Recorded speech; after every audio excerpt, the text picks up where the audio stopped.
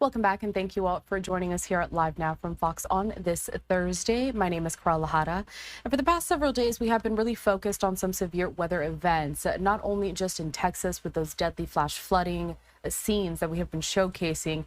Most recently, we saw that New Mexico experiencing something similar, and then over the weekend, we saw a tropical storm Chantal. It hit parts of South Carolina and North Carolina.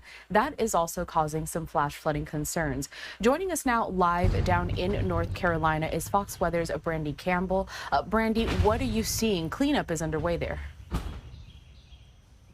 Good morning to you. Yes, you can see it behind me. You can probably hear it here in Chapel Hill. You can see contractors right here. They're just working to go ahead and get rid of a lot of the things that they've cleared out of this community center clubhouse here in a community of condos where residents dealt with flooding over the weekend from Tropical Storm Chantal.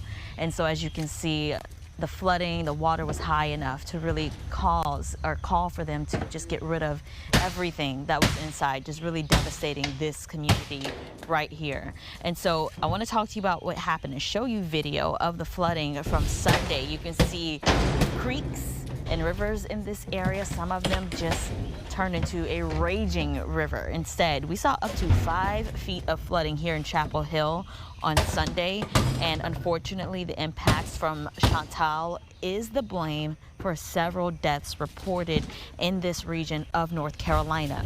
Now overnight for Wednesday, we had heavy rain in addition to what happened over the weekend, and it called for, once again, emergency alerts. So we had warnings of flash flooding popping up on our phones late at night.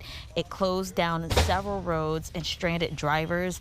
And unfortunately, once again, today we have rain on the forecast, and it's an unwelcomed forecast, especially for those impacted here in Chapel Hill.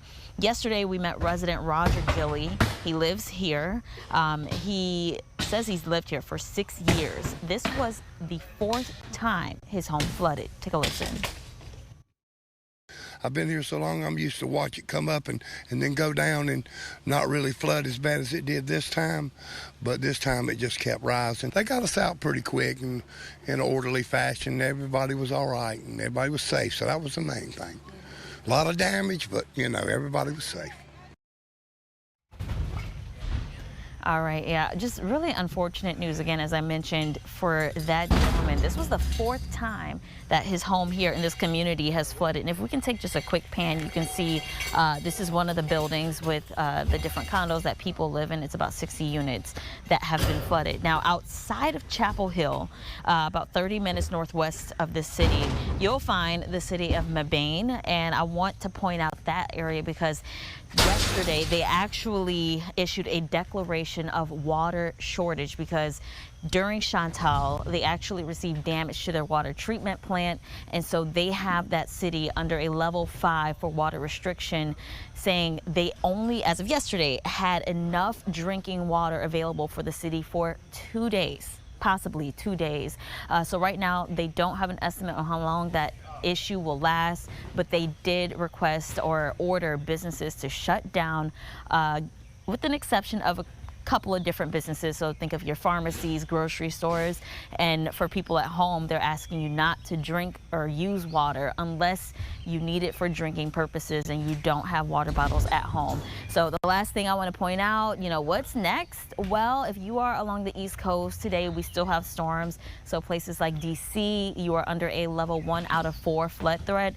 Here, Virginia, North Carolina, parts of South Carolina, we're under a level 2 out of 4 flood threat, and we're actually under a flood watch until 2 a.m. So yeah, so much going on in this part of the region, the mid-Atlantic, but as you have mentioned already, Texas, I mean, that's such a devastating situation. About 120, I believe, at this point, killed from their situation with the river, Guadalupe River rising, and then, of course, in New Mexico, too. So I think people probably looking forward to calmer weather ahead.